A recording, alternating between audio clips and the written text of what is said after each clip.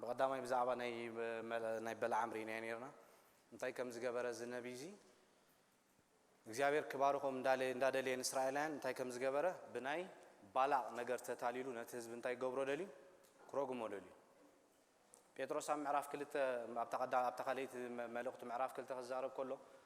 ኣብቲ በዓል ጴጥሮስ ዝነበረሉ ግዜ ናይ ስህተት መምሃራን ኣትዮም ነይሮም ስለዚ ጴጥሮስ ንበልዓማው እንታይ ገይርዎ ኣሎ ጠቂስዎ ኣሎ ኣብ ካልኣይ ጴጥሮስ ምዕራፍ 2 እንታይ ዝገበሩ ቶም ናይ ሓሶት መምሃራን ነታ መንገዲ ነታ ቀናዕቲ መንገዲ ገዲፎም ቄናን ከም ዝመረጹ ናይ በልዓም መንገዲ ከም ዝመረጹ ኢሉ ኣቐሚጦም ኣሎ ይሁዳ ከይና ክንሪኦ ከለና ምስቃኤል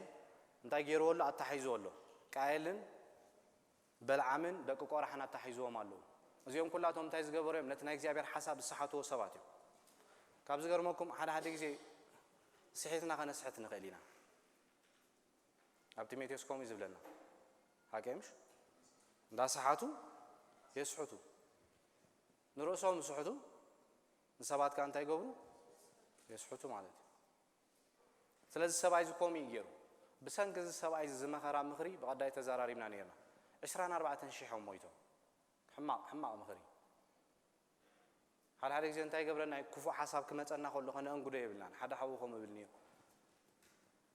ኮፍ ኢሉ ከሎ ክፉእ ሓሳብ ተመፂኦ እንታይ ላይ ሓስብ ኢሉ ክፍት ሓሳብ ተመፃትን እዚኣ ካብታ መንግስትና ኣይኮነትን ይብል እዩ ኣብ ፊልጵ ምዕራፍ 4 ነጊርና ዘሎ ተፈታው ረዚን ጥዑይ ሓሳብ ዘበለ ጥዑም ወረ ዘበለ ከምኡ በዚ ነገር ዝተመሉ ይልና ኣሎ ክፉእ ሓሳብ ከነእንግድ ተጀሚርና ከነውፆ ኢና ሰብ ነቲ ዝሓስቦ እንታይ ዝገብር ዘውፅ ሰብኣይ ክብሪ ተራይዎ ካብ ዝገርመኩም ንኣምላኽ ዝፈልጥ ሰብ ነይሩ ሚድያናዊ ደቂ ሚድያን ደቂ ብርሃም የሚለኩም ነይሮም ምሽ ሓቀይ ኣብ 25 ዘፍጥረት ከይና ክንሪኦ ከለና ስለዚ ነቲ ትክክለኛ ኣምላኽ ይዘምልኽ ነይሩ ማለት ግን ኩሉ ግዜ እዛ ተሓልፍ ምድር እንታ ክትገብረና ትኽእል ኩሉ ግዜ ኣብ ኣእምሮና ክንሓስባ ከነስተንትና ተጀሚርና ሓደ መዓልቲ ሒዛትና ክትጠፍእ ትኽእል ዮሐንስ ኣብ ተቀዳማይ መልእኽቱ እንታይ ኢሉ ምዕራፍ 2 ዓለምን ፍትወታ እንታይ ትገብር ኢሉ ፍቃድ ኣምላኽ ዝገብር እዩ ንዘለዓለም ዝነብር እዚ ኩሉ ንጻደፈሉ ዘለና ንጎየሉ ዘለና ሓው ክበሎ ሓደ መዓልቲ ክጠፊ ክነድድ እዩ ክጠፊ ኩሉ ክእለይ እቲ ናይ እግዚአብሔር ነገር ኣብዚ ምድር ግን ብፍቃዱ ንኣምላኽ እንዳግዘእ ዝነብር ሓሳቡ እንዳግዘእ ዝኸይድ ሰብ ግን እዚ ብዝነብሮ ጽባሕ ንጎ ክኺዶ ይብሰማይ ሓደ መንእሰይ ኮም ኢሉ ይዛረብ ነይሩ ዘለና ኩሉ ሃብቲ ገንዘብና ማለት ኩሉ ንብረትና ኣብዚ ምድር እዚ ንድኻታት እንዳሃብና እንዳካፈልና ተኸይና ሓደ መዓልቲ እንታይ ክኾን ይብሰማይ ሓሊፉ ጸንሐናይ ኣብዚ ኮይና እንታ ክንገብር ንኽእል ኢና ነገራት እንዳገበርና ንዝሓልፍ ክንሰርሕ ንኽእል ኢና ንዑ ዮሐንስ ፍቃድ ኣምላኽ ዝገብር ንዘለዓለም ክነብር ኢሉ ፍቃድ ርእሱ ዝገብር ግን ከም በልዓም ክገብር እዩ ክጠፍዩ ፍቃዱ ይገይሩ ሰብኣይ ስለዚ ናይዚ ዓለም ነገር ክሕዘና እንታይ ክንከውን ኣለና ክንጥንቀቕ ኣለና ቃል ኣምላኽ መለበሚና እዩ ተጻሒፉ ኣብዚ ሓላፊ ግዜ ዘመንና ተዘይወዳእና ጽቡቕ እዩ ሰሎሞን መክብብ ክጽሕፈልና ከሎ ብኸመይ ይጽሒፎ ከይዱ ወዲ 70 ዓመት ምስ ኮነ ኮፍ ኢሉ بعد سيغمان فرويد كم يوم زبلها سب 7 عامات 8 عامات مسجبرة كوفيلو نتي زحلفوا نجاري زري كوفيل كانوا يخات حسب كم بعد داوود تقولين نقول إخبار فقد أملاك سريع عرفه لنالو أو جبرارات مرافع 10 سنة كم باولوس جويا يودي يختبر تهون كان إذا حجة تخدم ما ترى جبر كاي مس عارك أخذ مول سيد كلني حاجة زيها كيدو كولي لوت سواي وين هي وان روس أنستي نبرت كله يتعمود سواي أما ده تكوف مسبلة بتاعه حسب متجمرة جن فقد رؤوس خنا بريزة من ودي أومان سلازم مهارة تعرف النقيب نايكن تو يلنا بتحت صحيح حدش نجاري له حدث نجارات كجفت زغدا زمان ودي أو زغا مثلا مسحف كل الناس نكون مونتات كن كوي خلنا يحزننا كاي سلام ملبمي نورن كل بين غلينا نحن قلنا لنا ملبمي كلام الله تتنقي نحن مرمر لنا نيرمي أسكم يلو نتعصر كاب كبر تفلي عند كم عافيك تكونيا فليو إذا سبعي زخوم يجير كفلي كعلم ربحي تاليلو أما ده تحب ذكرمكم أب إسرائيل كترفع شجرامتي نرسو بشجراتي مال إسرائيل 4 شعبة عمي بزول نقرأكم تاني ስለዚህ ኣብ መጽሓፍ ቅዱስ ካብ ዝገርመኩም ብኽፉ ነገር ተጠቂሱ ዘሎ ሰብኣይ ከምኡ ኣይግበረልና ህይወትና ምሽ ብጽቡቕ ነገር ክዝከር ጽቡቕ ተመዝጊቡ ዘሎ ሰብኣይ ብምንታይ ጴጥሮስን ይሁዳን ብኽፉ ነገር መለበሚ ብኽፉ ነገር የማልዒሎም ሆነ ሰብኣይ ስለዚህ ኣብ ራእይ ከይተረፈ እግዚአብሔር ታይ ከም ዝገበሮ ከም ዘምጾ ድሕሪ 1400 ዓመት እግዚአብሔር ካ ነቲ ሓሳብ ኣምጽዮ በልዓም ኢሉ መንሳተት ዝገበረ ሰብኣይ እስራኤላውያን እንታይ ክገብር ካብ ናቱ ሓሳብ ዘውፀ ሰብኣይ ስለዚህ ኣብ መንጎ ዘሁልቅን ሓድሽ ኪዳን ከነተኣሳስሮ ከለና እቲ ዝተሃረመ እንታይ ከውሒ ክርስቶስ እዩ ኣብ ቀዳይ ቆሮንቶስ ምዕራፍ 10 ጽቡቕ ጌሩ ቀሚጥልና እቲ ከውሒ ክርስቶስ እዩ ብደበና ከም ዝተጠመቑ ብባሕሪ ከም ዝሓለፉ ጳውሎስ ጠቂሶሎ ብናይ ሙሴ ደበና ተጠሚቖም ከም ዝሓለፉ ካብቲ ሓደ መንፈሳዊ መግቢ ሓደ መንፈሳዊ እንታይ ማይ ከም ዝሰተዩ እቲ ክርስቶስ ከውሒ መን ኢሉ ኣሎ ክርስቶስ እዩ ከም ክርስቶስ ተመሲሉ ኣሎ ምስ ሓድሽ ኪዳን ከነተሓዞ ከለና እቲ ከምቲ ሙሴ ኣብ ምድረ በዳ እንታይ ዝገበረ ተመን ዝተቐለ ብሮንዝ ገይሩ ተመን ዝተቐለ ወዲ ኣምላኽ ካንታ ክገብር ነይሩ ስለ ሓጢኣትና ክስቀል ነይሩ ኢየሱስ ተዘይተሰቂሉ ምስ ኣምላኽ እንታ ክንከውን ኣይንክእልኒና ዕርቂ ክንረክብ ኣይንክእልኒና ኢየሱስ ካብ መራሒ ህዝቡ እዩ እግዚአብሔር ኣምላኽ ነቲ ህዝቢ ብምንታይ ሕልዎ ነይሩ ፀሓይ ክኾን ከሎ ደበና ዘገርም ይምሽ ኣብ ገለገለ ቦታ ምድረ በዳ መቸም ኤርትራውያን ኩላትና ምድረ በዳ ዘይረኣይ የለን እንተ ክንሰግር ዲና ብዙሕ ነገር ማለት እዩ ምድረ በዳ ንፈልጦ ኢና ኣጻሚ ይምሽ ከምቲ ዮናስ ጉልዕ ገይሩሉ ነታ ጉልዕ ምስ በልዓ ፀሓይ ክልብልዎ ምጀመረ ምርር ኢላ ህይወቱ ምሽ ናይ ምድረ በዳ ህይወት ኮሚ ምርር ብለካይ እግዚአብሔር ግን ንህዝቡ ብምንታይ የጽለሉ ነይሩ ብደበና ፀሓይ ከይኮኑ ለይቲ ክኾን ከለኻ እንታይ በዓል ሓዊ ስለዚህ ኢየሱስ ክርስቶስ ኮሚ ንዓና መራሒና እዩ ሓላዊና እዩ ዋላ እሙናት ተዘይኮንና ኩሉ ግዜ እሱ ንዓና እሙን እሱ እሙን እዩ ብዙሕ ግዜ ዋላ ካብ መስመር ተወፃና እሱ እንታይ እሙን እዩ ዝበሎ ነገር ኩሉ ግዜ ኣብ ህይወትና ክገብር ኢኻ ትሪኦ ኣይልወጥን ስለዚህ ንህዝቡ እንታይ ገብር ነይሩ ይመርሕ ነይሩ ክርስቶስ ምስ ሓድሽ ኪዳን ከነተሓዞ ከለና ማሕበሩ ዝመርሓ ዘሎ ካ ክርስቶስ እዩ ነቶም ሕልቅነት እንታይ እንዳገበረ እንዳርኣየ ኤፌሶን ከምኡ ብለና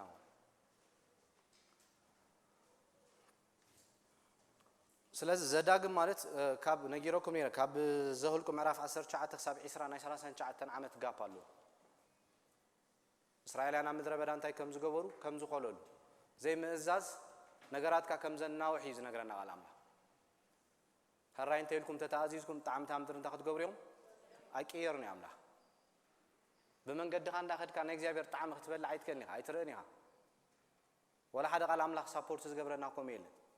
ነቲ ዝበለና ነገር እንታይ ክንከውን ከለናይ ክንእዘዝ ከለናይ ናይ እግዚአብሔር ነገር በረኸት ዝራኸበና ስለዚህ እስራኤላውያን ኣብ ምድረ በዳ 39 ዓመት 40 ዓመት ከም ዝኸለሉ ነቶም ዘኣመንዎ ናይ እግዚአብሔር ነገር ዝለዋወጡ ደጋጊሞም እግዚአብሔር ኣብ ምንታይ ከም ዝወዶም ኣብ ምድረ በዳ ስለዚህ እግዚአብሔር ነቲ ሓድሽ ጀነሬሽን ነቲ ሓድሽ ትውልድ ተስይዎ እዚ ትውልድ እዚ ካብ ቦታቶም እንታይ ፍልይ ዝበሉ እዮም ስለዚህ ሙሴ እንታይ ከይድ እዩ እግዚአብሔር ኣምላኽ ከም ዝኣልዮ ነጊሮኩም ኣብ 20 ተጋጊዩ ነቲ ከውሒ ምሳሃሮሞ እግዚአብሔር ኣምላኽ ኣብቲ ህዝቢ ስለዘይቀደስካ እንታይ ትገብርኒ ኢልዎ ኣይተኣቱን ኢኻ ንሽተይ ዘይምእዛዝ ብዙሕ ነገር ይባላሹ ማለት ኣብ መክብብ እንታይ ዝብለና እቲ ቀብእ እንታይ ብዙሕ ዓቢይኩ ታጽንጽያ ግን ንሽታ ካብ ዝገርመኩም መንፈሳውነት ክትእክቦ ብጣዕሚ ይከቢድ ተእክቦምሽ ከተፍርሶ ደቃይቅ ይዘለካ ብክንደይ ጾም ጸሎት ዝኣከብካዮ ብክንደይ ምንባብ ብክንደይ ጽሞና ዝኣከብካዮ ብንሽተይ ነገር ታክትገብሮ ትኽእል ኢኻ ከተፍርሶ ትኽእል ኢኻ ስለዚህ ሙሴ ነቲ ህዝቢ እንታይ ገይሮ ብለና ኣኪቦ ዘዳግም ማለት ካልኣይ ሕጊ ማለት እዩ ኦሬዲ ከይድኩም ዘዳግም ከተጽንዕዎ ከለኹም ኣብ ሙሉ መጽሓፍ ዘሎ ኣብ ዘለዋውያን ከይና ክንሪኦ ከለና ኣብ ዘጻት ሶሪ ኣብ ዘለዋውያን ኣብ ዘሁልቁ ከይና ክንሪኦ ከለና ይድገም ይብዚ ተሓሳብ ሙሉ ደጊሞ ኣሎ ስለዚህ እግዚአብሔር እንታይ ከም መሓላለፍ ደልዩ ነዞም ሓደሽቱ ወለዶ ካኣትዮም ናብ ከናን ካኣቱ ተኮይኖም እግዚአብሔር መምርሒ ክቦም ኣሎ እግዚአብሔር ኩሉ ግዜ ንዓና ካብ ምዕራብ ካብ ምምዓድ ዕሪፍ ይፈልጥኒ ክፉ ከረኸበና ይደልኒ ካኣሌና ይዝደሊ ቀዲሙ ከለብመና ይዝደሊ ዝበዝሕ ግዜ በዓልና ብክንብል ከለና ኢና ምስቲ መከራ ንራኸብ ስለዚህ ነዚ ህዝብ እንታይ ገይርዎ ሙሴ ካልኣይ ግዜ ነቲ ኒው ጀነሬሽን ነቲ ሓድሽ ወለዶ ክምህሮ ጀሚሩ ሙሴ እግዚአብሔር አምላክ እንታይ ከም ዝገበሮም ኣብ ምድረ በዳ ኮለል ከም ዘበሎ ከም በሓድሽ ሙሴ ንኩሉ ነቶም ኣቦታቶም ዝመሃሩ ነዚኦም ተኽገብሮም ጀሚሩ ክምህሮም ጀሚሩ ካብ ሓደ ሳብ 6 ዘሎ ተሓሳብ ዳጋገሚ ኣብ ምድረ በዳ ከም ዝኮለሉ ብዙሕ ነገር ከም ዘጋጠሞም ኣብ ህይወቶም ገሊጹ ኣሎ ኣብዚ ከረን ምንባር ያኽለኩም ኢሎም እግዚአብሔር ክትሰግሩ ኢኹም ሕጂ ስለዚ ሙሴ ነቲ ህዝብ እንታይ ክብሎ ጀሚሩ ኦ እስራኤል ስማዕ ኢሎም እግዚአብሔር አምላክካ እንታይ ሓደ አምላኽ እዩ እታ ስማዕ ትብል ዘላ ቃል ሓደ ሰብ ተዛሪብካ ሱቕ ማለት ኣይኮነትን ምስ ተዛረበካ እንታይ ኢኻ ትገብር ነቲ ዝተዛረበካ ሰሚዕካ ምላሽ ትብ ስለዚ እግዚአብሔር ንህዝቡ ከምኡ እዩ ዝደሊ ያዕቆብ ብዛዕባ ዝፅቡቅ ገይሩ ቀሚጥልና ኣሎ ሰማዕቲ ትኹኑ ንርእስኹም ኣይትጠብርዋ ኢልና ኣሎ ገበርቲ ቃልኩም ስለዚ እግዚአብሔር ክዛረበካ ከሎ ሰሚዕካ እንታይ ክትገብር ኣለካ ሰኻ ክትእዘዝ ኣለካ ስለዚ ንደቅኻ እንታይ ግበሮም ኢሉ ነቲ ሕጊ መሃሮም ኣብዚያ ንእሽተይ ክዛረበላ ንደቅኻ መሃሮም ኣብ ቤትካ ኮፍ ምስ በልካን ኣብ መንገዲ ክትከይድ ከለኻን ኣብ በጥ ምባልካን ኣብ ምትንሳእካን ብኡ እንታይ ግበር ተዛረብ ካብ ዝገርመኩም ሕጂ ደቅና ካብ ቃል ኣምላኽ ከምዚ ቀጻሊ ኮፍ ኢልና ክንምህሮም ምድራዊ ነገር ክንምህሮም ዝቐለና ዘመን ይበፅሕ ካብ ዘይንጠፍእ ዘርኢ ከም ዝተወለድና ነግረና እዩ ስለዚ እግዚአብሔር አምላክ ንደቁኹም ኣብ መቐማጦም ኣብ መኻዶም ኣብ ምትንሶም ኮፍ ክብሉ ከለዉ መሃርዎም ክብል ከሎ ዘርኢና ነእትወሎም ዘለና ቃል ኣምላኽ ዘርኢ ካብ ዝገርመኩም ብትክክል ተዕቢናዮም ነቶም ቆልዑ ቃል እንዳመሃርና እቲ ቃል ኣይገድፎምኒ ምስኦም ክዓቢ ዘይጠቅም ፊልምታት ከነሪኦም ተጀሚርና ካ ደሰይም ሕጂ ሪዛልት ዘይክንሪኦ ንኽእል ኢና ገለገለ ካርቱንስ ዲሞኒክ እዩ ፈትሾ ሰይጣናዊ ዝማዕበልና መሲልና ክንድገለ ስክሪን ጌርና ንዑይና ንኸፍተሎ ክሪእዎም ዝምዕሉ እሰትዮም ዘለዉ እግዚአብሔር ንደቅና ቃል ክንምህሮም ይነጊርና ከማመንቲ መምርሕ ኣለና ንሕና ኣብ መቐማጦም ኣብ ምትንሶም ኣብ ምኻዶም እንዳተፃወትካ ሒዝካዮም እንዳኮለልካ ክትምህሮም እዩ ዘለካ ሽዑ ሪዛልት ኣይክትርእን ኢኻ እቲ ቃል ኣብ ውሽጦም ክትቦም ከለኻ ግን እንዳመለየ እዩ ዝኸይድ ኣብ መወዳእታ ክበቁል እዩ ቃል ኣምላኽ ህያውን መስለጥን እዩ ኣትዩባኻ ከይስርሐ ስለዚ ንደቅና ንጠንቀቐሎም ኣብ ዘመን ገሊና ኢንተርኔት ሙሉኢና ንኸፍቶ ብገዛና ሙሉኢና ንኸፍቶ ኩሉ ኢና ንቦ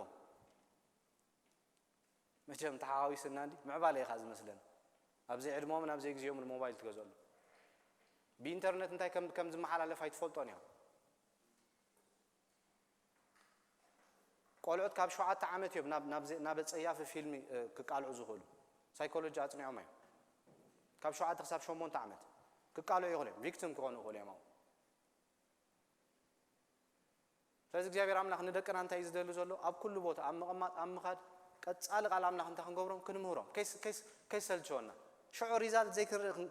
ንኽእል ኢና ሳንዴይ ስኩል እንዳምሃርና ከለና ኣብ ገሊኦም ሪዛልት ይትረን ኢኻ ድሕሪ 2 ዓመት ገለ ግን ተለዊጦም ትሪኦም እንታይ ለዊጥዎም እንተኢልካ እቲ ዝኣቱ ዝነበረ ክወፅእ ጀሚሩ ክሰርሕ ጀሚሩ ኣብ ውሽጦም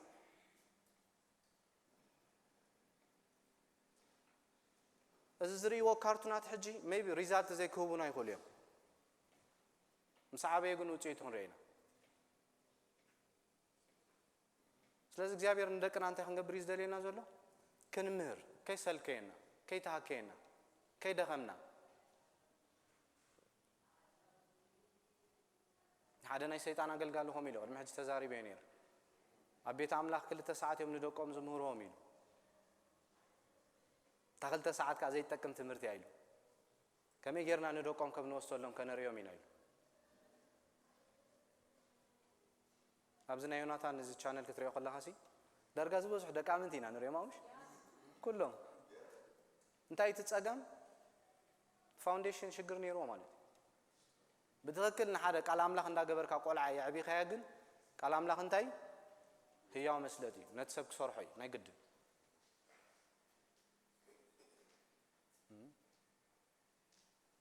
ኢንተርኔት ንጠንቀቐሉ ብዙሕ ሕሙም ነገር እዩ ዘሎ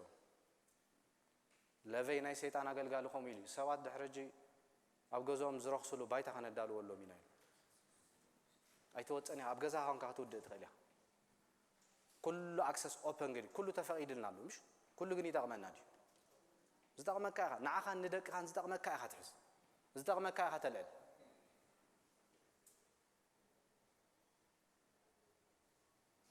ዳውንሎድ ኢንስቶል እዮም ዝገብሮ ዘለዎ ብርእሶም እቲ ዳታ ይመልእ ኣሎ ሕሙም ነገር ተመልዩ እንታይ ክኸውን እዩ ሕሙም ነገርካ ከውፅእ ሓደ ማለት እዩ ናይ እግዚኣብሔር ነገር ተመሊና እዮም እንታይ ክኾኑ እዮም ናይ እግዚኣብሔር ነገር ከውፅኡ እዮም ንፈላለዩ እዮም ኣብ ምንታይ ማእስ ግዜ እንታይ ከም ዝውሃብ ማለት እዩ ስለዚ እግዚኣብሔር ኣምላኽ ንደቆም ክምህርዎም ከም ዘለዎም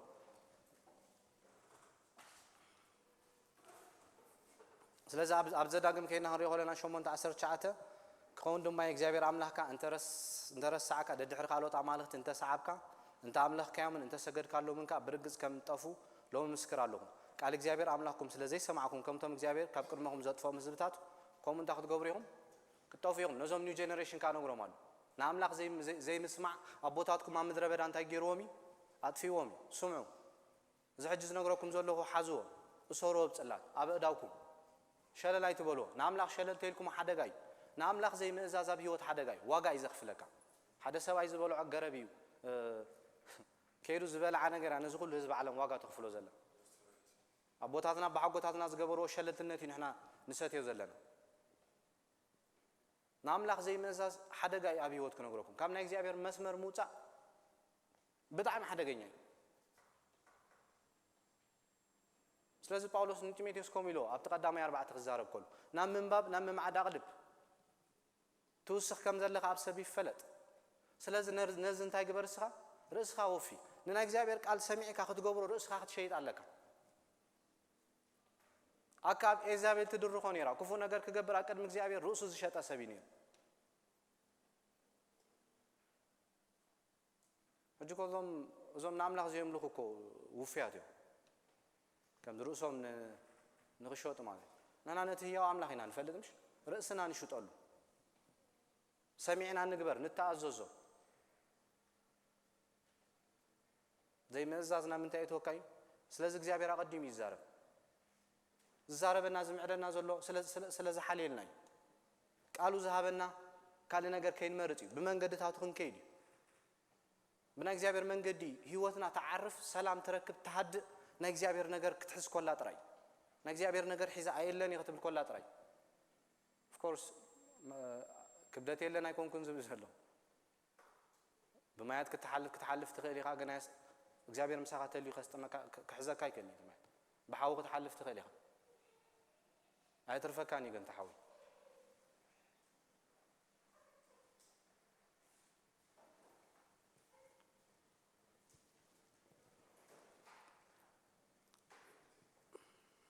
ስለዚ እግዚኣብሔር እንታይ ክብሎም ጀሚሩ ኦኬ ንጉስ ከንግሱ ምዃኖም እግዚኣብሔር ኣርሒቑ ርእይዎ ከንግሱ ተኾይኖም ግን ኣብ ዘዳግም ሓደ ሓሳብ ተዛሪቡ እግዚኣብሔር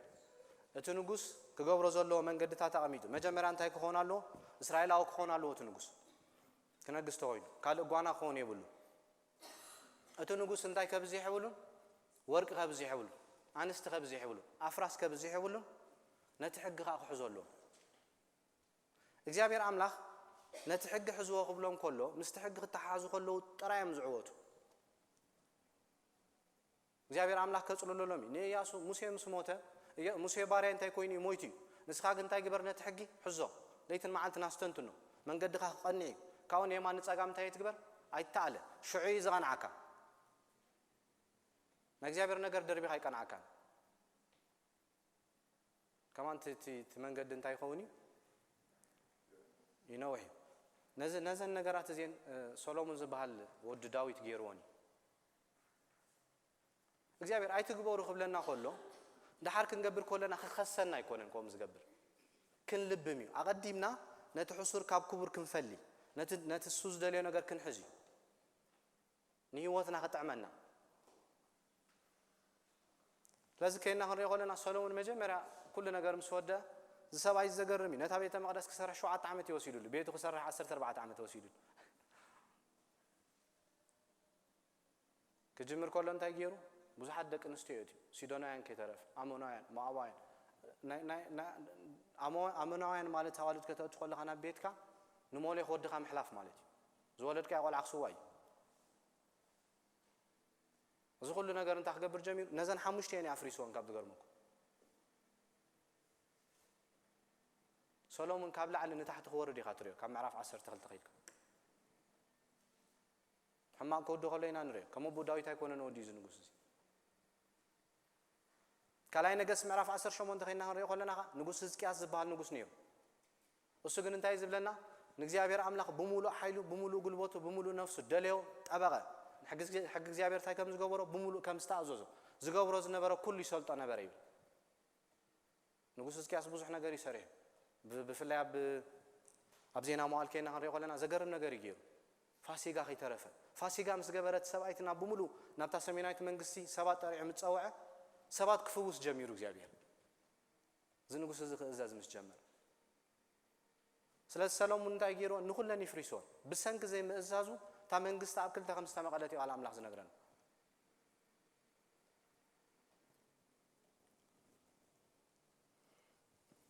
ስለዚ ኣብ 18 እንታይ ኢሉ ተዛሪቡ ከምዚ ከማይ ዝበለ ነቢ እግዚአብሔር ተኸገብረልኩም ከተሳኣልኩም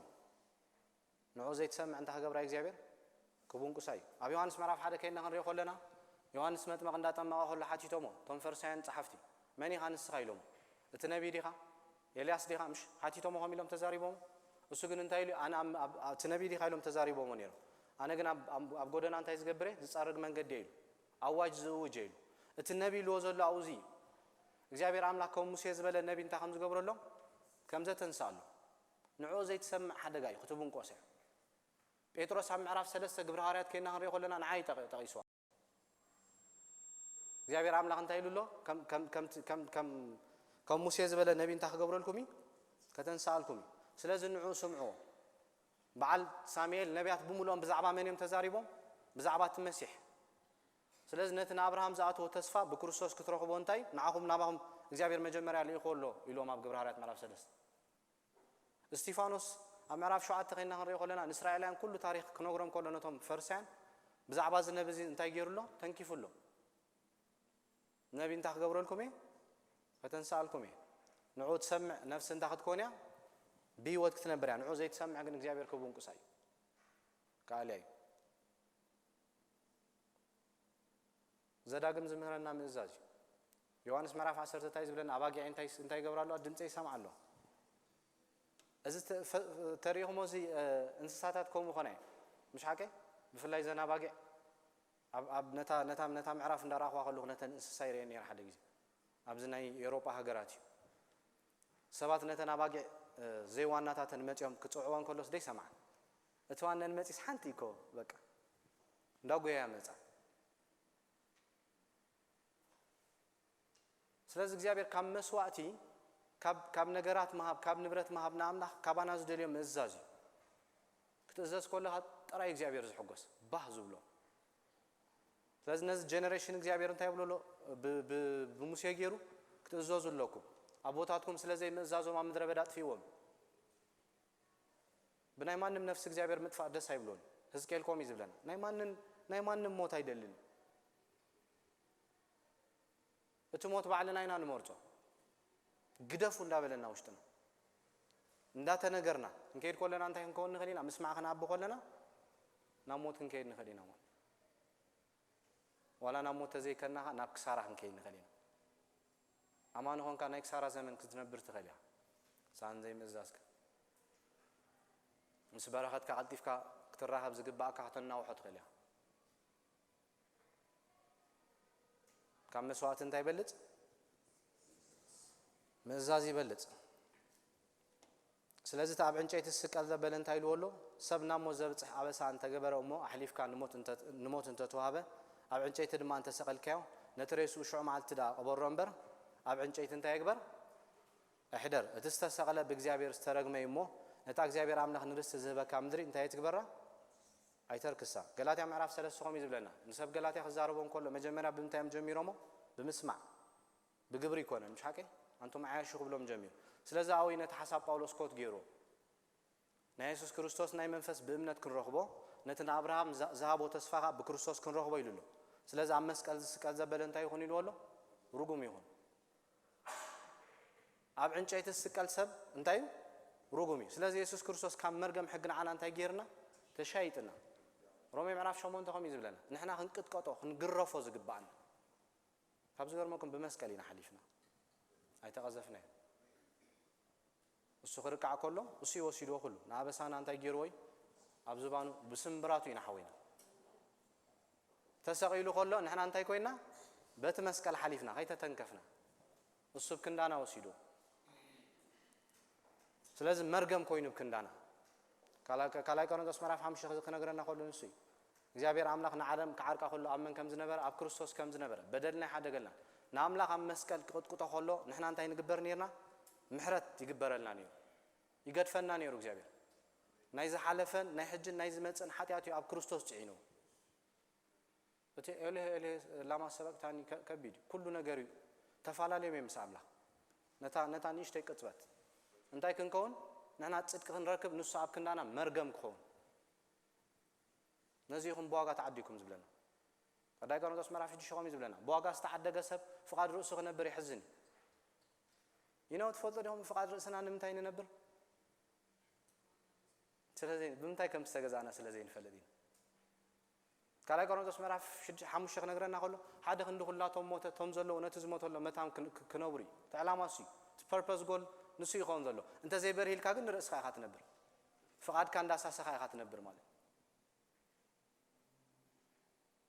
برهاني فقاد كخدر بزجبرك ملو بملي خات حررة طعم شتا غير كهم تكرسوا الزعبة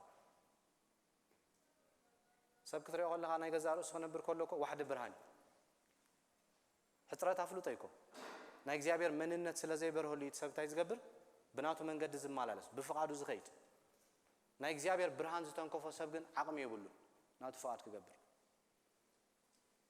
استحدث سيء تاتواي رومي انتهي بلنا بمحدث حسابنا خلوات كم دلنا زنقرنا نوعي نزع عالم زي أخذ مسل كم ديبل رزاب كندانا مرقم زغانة انت هنكوني نحنا نايك زيابير حساب كن نبري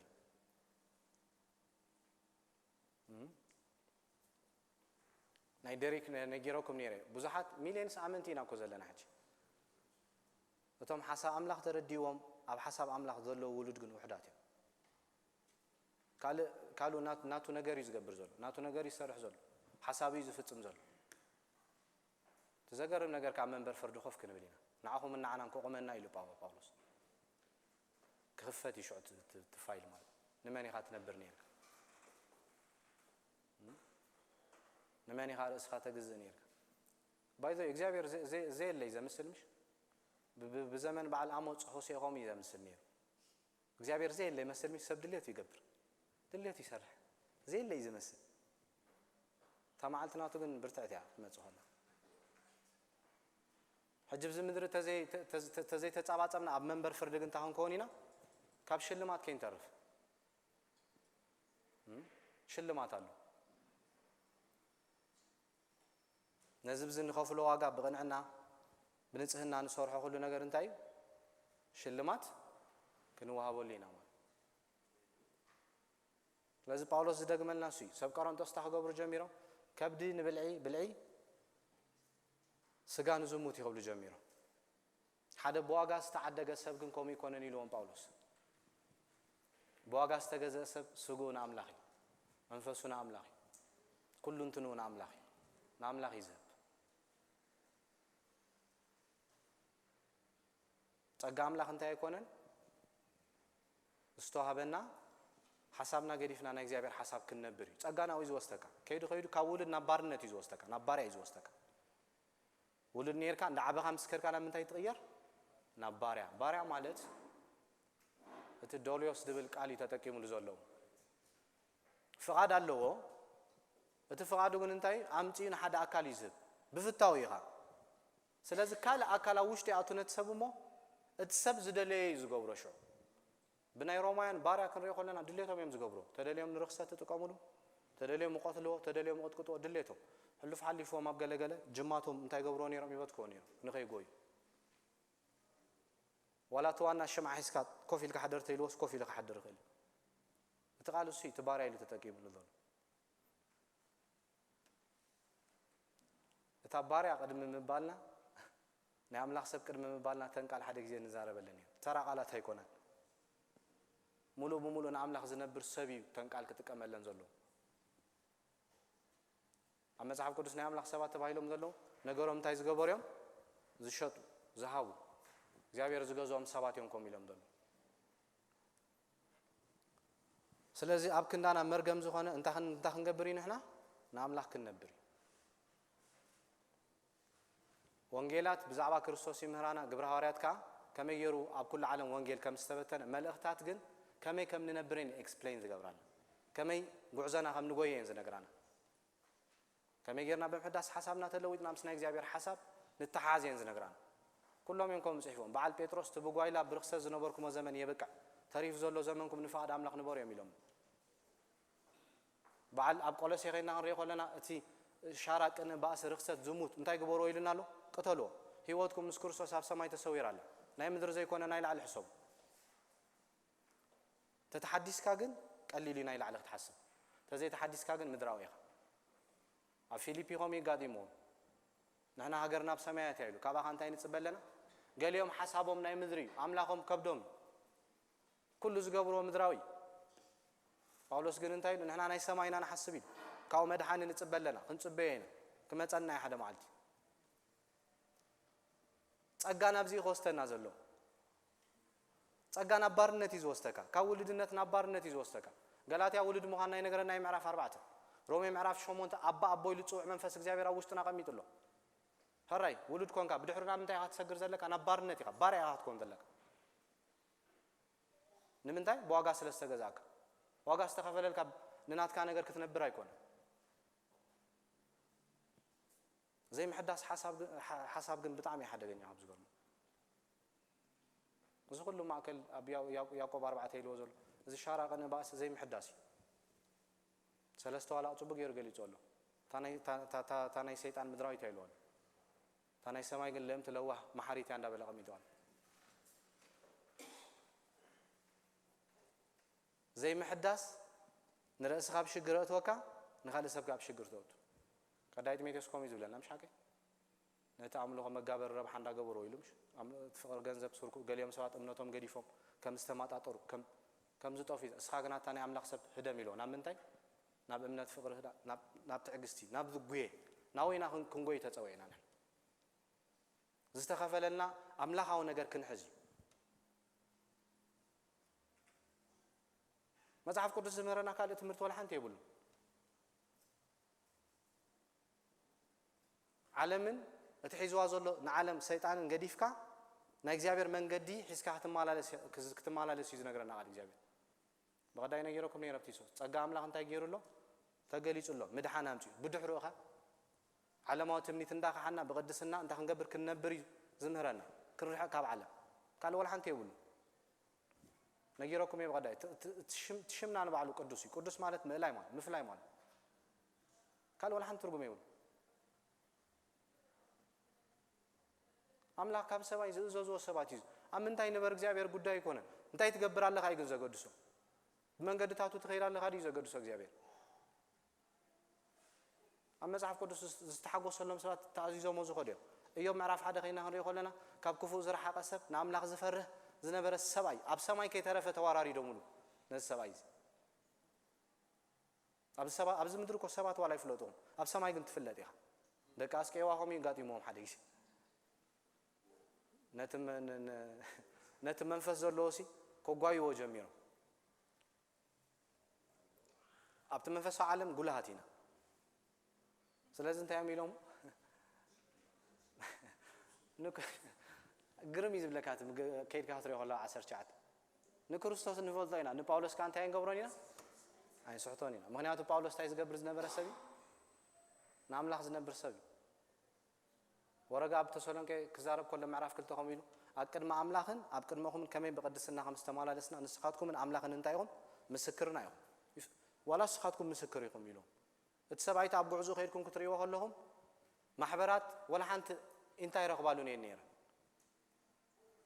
كابي يمتي وتيلنا جن نتيجة أوش تستقامت تسأجع العلمان نم سريح له العلمان نم رأس وفيه كذا يكرون تس 10 5 خميس بلنا نتتسأجع انتاي جيري له أنا العلمان نم سريح له مو فاي حتتي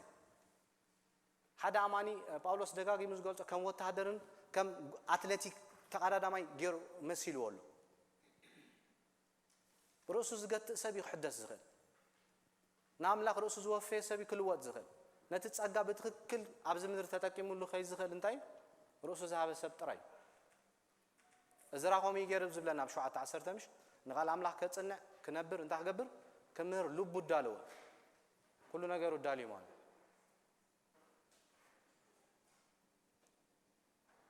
أجانتاي يدلي كتنكاساقسو يدلي تحايلي لوزلو تديناهم سنتاي خنكاساقسالو صلاخا نتحايل خنكاساقسا يدلين نتحايل تتنكاساقسو منغست تقلبط وايو تاوشتنا زول حايل برتوي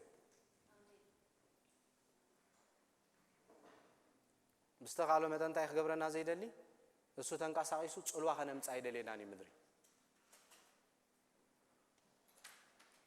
ስለዚህ አብክንዳና መርገም ዝሆነ ንምንታይ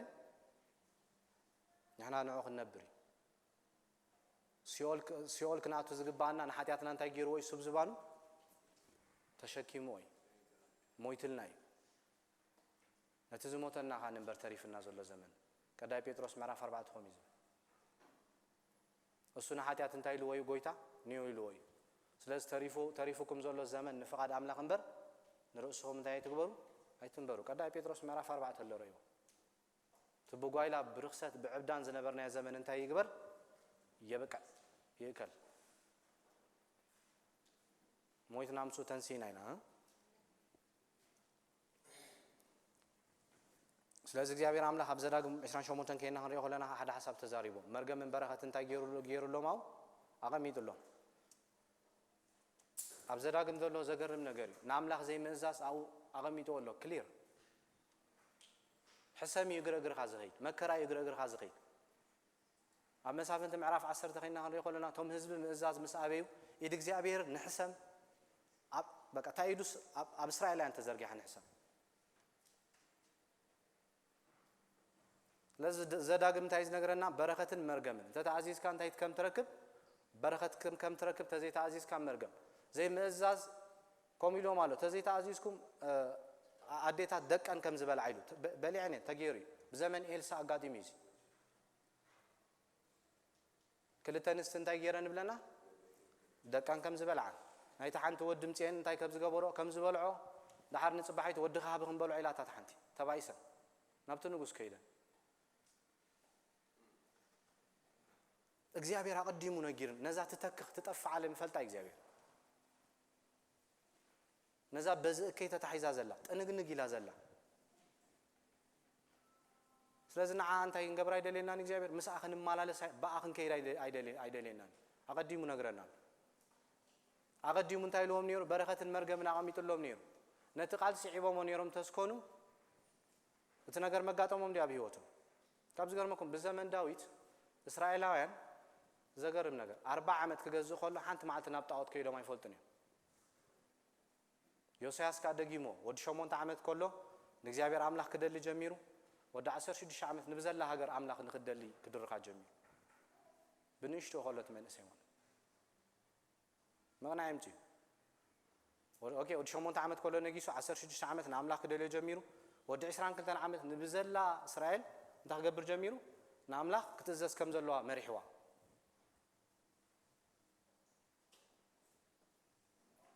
ስለዚህ እግዚአብሔር አቀዲሙ እንታይ ገይሮ ማለት ተዘይታ አዚዝኩም ዝኸውን መጽሐፍ ቅዱስ ከይና ኸረ ይኾለና ዘዳግም ብድሕሮ ከይና ኸነንብብ ኮለና ነቲ እግዚአብሔር አይትግበርዎ ዝበሎም ክገብሩ ምጀመሩ እትሱ ዝበሎም ያጋጢሙ እግዚአብሔር ከም ቃሉ አይልወጥን ገላትያ ታይልናሎ እግዚአብሔር አይሾን ብስጋ ተዘሪና ናይ ስጋ ከናዓጽዲና መንፈስ ተዘሪና ናይ መንፈስ ከናዓጽዲና ብስጋና ንገብሮ ሁሉ ክንሰትየና ማለት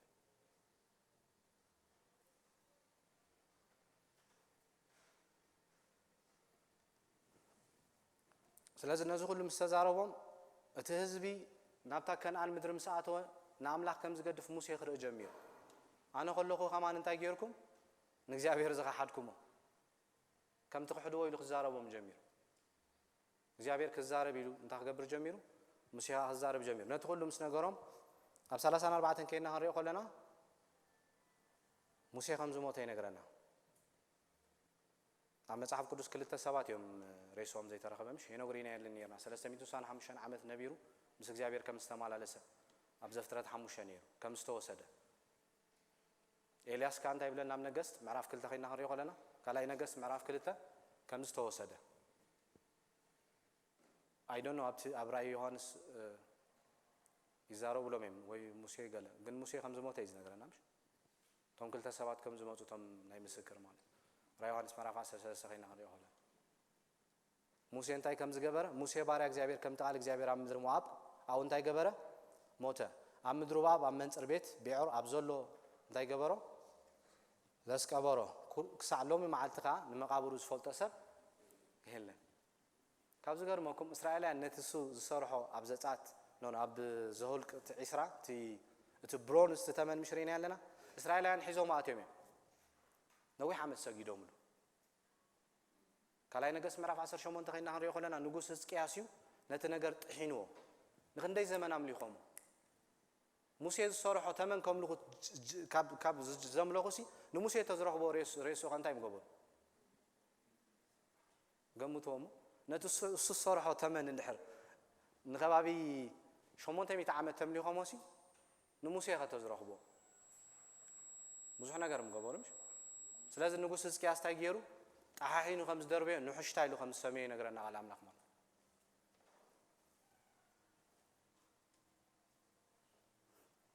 ሕጂኮ ጸጋ ዘለዎ ኢና ንምልኽ ኮይና ምሽ ሓቂ ነቲ ሰማይን ምድርን ዝፈጠረ ኣምላኽ ንምልኽ ተተዋሃበና እንታይ ናይ እግዚአብሔር እዩ ነቲ ወሃቢ ነቲ ዘለዎ ይኮንና ክንክርን ዘለና ነቲ ወሃቢ ኢና ክንጥምት ዘለና የዕንትና ናብ ኣምላኽ ክንገብር ኣለና እሱ ሶርስ ሕጂ ከምኡ እንዳኾነ ይኸይድ ኣሎ ይሰክፈካ ምሽ ሓቂ ማይ ብሕቕ ያትሎ ቤተክርስትያን ነቲ ትምህርትን ተኣምራትን ዝገብር ከተምልኾ ክትሰግደሉ ቁርብ ተርፈካ ማለት እግዚአብሔር ገይሮ ትምህርትን ተኣምራትን ተተገበረ እግዚአብሔር ክብሪ ክወስድ ዘሎ ሰራሕ እሱ እዩ ካልእ ሰብ መሰንጀር እዩ ተላኣኺ ተራእዩ ስለ ዝተዋሃበ ጥራይ ከምኡ ገይሩ ፈላሊና ንርአዮ ሃራይ ይቐንን ኣሎ ዘመን ከይ ማይ ብሕቕ ኣትዩ ከም ማሕበር ከም ውልቅ ከይባላሽወና ኣምልኾ ዝወስድ መን ጥራይ እግዚአብሔር በይኑ ትምህርትን ተኣምራትን ተተገበረ እግዚአብሔር ገይሮ ተላእኽቲና ዘይንጠቀም ባሮት ቦሊልና ተገበርናዮ ክገብር ስለ ዝደለይ እሱ ሱቕ ተይሉ ለንታ ክትገብር ኢኻ እንታይ ዶ ትገብር ኢኻ ኢድካ ትፍውስ ነይራ ኣብ ሰባት ኢድካ እምቢርካ ትጽሊ ዝፍወሱ ነይሮም ሲ እስኻ መጺኻ መሰንበርካ እግዚአብሔር ተዘይፈዊስ ዶ እንታ ክትገብር ኢኻ ወላ ሓንቲ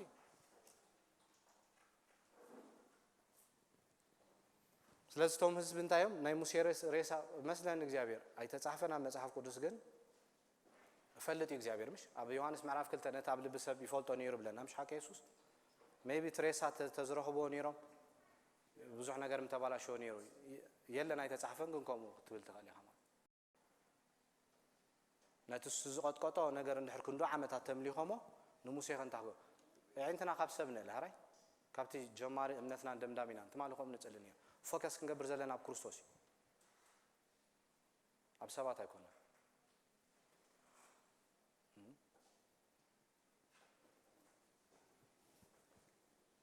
ስለዚ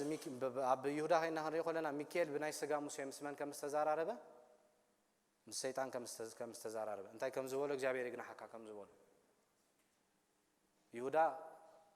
መንፈስ ኣምላኽ ስለ ዝመርሖ ኣብ ብሉይ ኪዳን ኣይረኽባን ኢና ዛ ፅሑፍ ግን ይሁዳ ቀሚጥልና ኣሎ ይሁዳ ኣብ ገለገለ ከምኡ ገይሩሎም ሸዋላ ናይ ሄኖግ ኣምፂልና ነታ ኣፖክሪፋ ይንቅበሎን ኢና ምሽ ሓቂ ዘይንቅበሎ ከለና ከመይ ገይሩ እዩ ኮት ገይረልና እንተኢልና ሓቂ ስለ ዝኾነ እግዚአብሔር ነቲ ሓቂ ደጊምልና ብዘመን ሄኖክ ሰባት እንታይ ከም ዝገበሩ ተባላሽዮም ከም ዝነበሩ ታሪክ ኣሎ ስለዚ ነቲ ሬሳ እንታይ ከም ዝገበሮ ከም ዝኣለዮ እግዚአብሔር ኣብ ሞዓብ ከም ዝሞተ ጥራይ ዝነገረና እግዚአብሔር ትሪኦሎም ኣብዚ ሞዓብ ይሞይቱ ኣብ ሞዓብ እንታይ ከም ዝኾነ ኣብዚ ኮይኑ ነታ ፀባን መዓርን ተውሕዝ እንታይ ግበራ ኢልዎ እግዚአብሔር ራእይ ኢልዎ ርእይዋ እንታይ ገይሩ ርእይዋ እግዚአብሔር ከም ዝኣለዮ ነገረና ማለት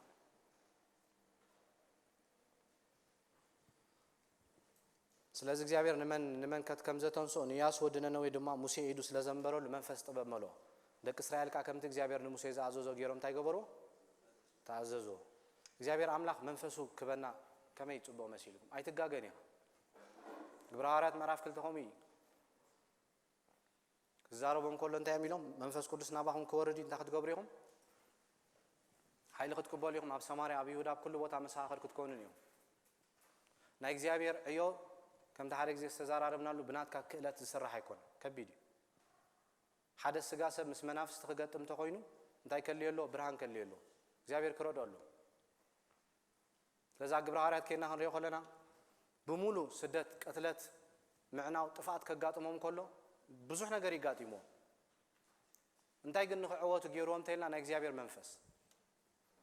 መንፈስ እንታይ ገይሮም ከም ዝወረደ ከም ዝተቆጣጸሩ ብኽለትካ ትገብሮ ናይ እግዚአብሔር እዮ ኩሉ ግዜ እንታይ አድካሚ ድኽም ይዝብለካ ኣብቲ መንፈስ ዘሎ አው እንታይ ያለው ይሉሎ ሓርነት አሎ ካላይቲ ቆሮንቶስ ምዕራፍ 3 ክዛረብ ኮሎ አገልገልቲ ፊደል ዘይኮነ አገልገልቲ ሓድሽ ኪዳን ገይርና መንፈስ አምላክ ሙሉ በሙሉ አባና ሓዲሩሎ